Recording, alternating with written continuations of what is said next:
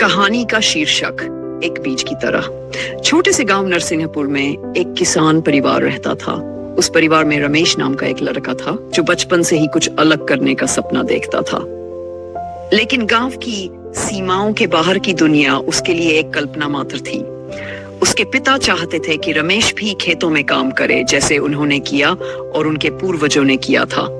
रमेश पढ़ाई में तेज था, लेकिन गांव के स्कूल की सीमित सुविधाओं के कारण उसे आगे बढ़ने का अवसर नहीं मिल पा रहा था। जब वह 10वीं कक्षा में पहुंचा तो उसके शिक्षक ने उसके पिता से कहा, आपका बेटा बहुत होशियार है, इसे शहर में आगे की पढ़ाई के लिए भेजिए, ये एक दिन कुछ बड़ा कर सकता है। लेकिन रमेश के पिता ने कहा, हमारे पास इतने पैसे नहीं हैं और फिर पढ़ाई करके करेगा क्या, आखिर में तो खेती ही करनी है। रमेश चुप रहा, लेकिन उस दिन उसके भीतर कुछ जाग गया। उसने ठान लिया कि वह खुद की मेहनत से आगे बढ़ेगा। 11वीं और 12वीं कक्षा में उसने गांव में रहकर ही पढ़ाई की और प्रदेश में मेरिट लिस्ट में स्थान प्राप्त किया। उसे शहर के एक अच्छे कॉलेज में स्कॉलरशिप मिली। ये उसके जीवन का मोड़ था। शहर का संघर्ष। शहर आना रमेश के लिए जैसे किसी और दुनिया में कदम रखना था। यहाँ की चकाचौंध, भीड़, बोलचाल, रहन सहन सब कुछ नया था। लेकिन उसके पास एक ही चीज थी, जिद और सपना।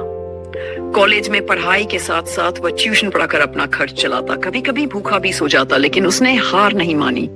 समय के साथ उसकी मेहनत रंग लाई और उसे एक प्रतिष्ठित आईटी कंपनी में नौकरी मिल गई। गांव की वापसी। कई सालों तक रमेश ने विदेशों में काम किया, खूब पैसा कमाया, लेकिन उसके दिल में गांव के लिए कुछ करने की चाह अब भी बाकी थी। उसने फैसला किया कि वह अपने गांव लौटेगा और वहां के बच्चों के लिए एक स्कूल खोलेगा।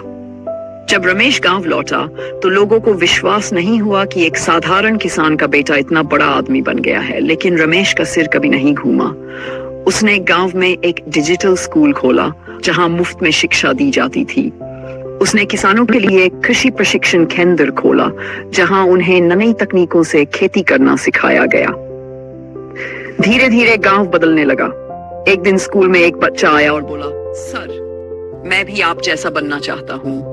रमेश मुस्कुराया और कहा, बिल्कुल बन सकते हो, बस याद रखो, बीज जमीन में दबकर अंधेरे में रहकर ही अंकुर बनता है। वही बीज एक दिन पेड़ बनता है और छाया देता है। तुम्हारा संघर्ष भी एक बीज है, इसे सींचो, समय दो और कभी हार मत मानो। रमापति रमेश की कहानी आज हर उस बच्चे के लिए प्रेरणा है जो सीमित साधनों में भी बड़े सपने देखता है। उसने दिखा दिया कि अगर इरादे मजबूत हो तो कोई भी परिस्थिति रास्ता नहीं रोक सकती। वह आज भी गांव में रहकर काम कर रहा है और कई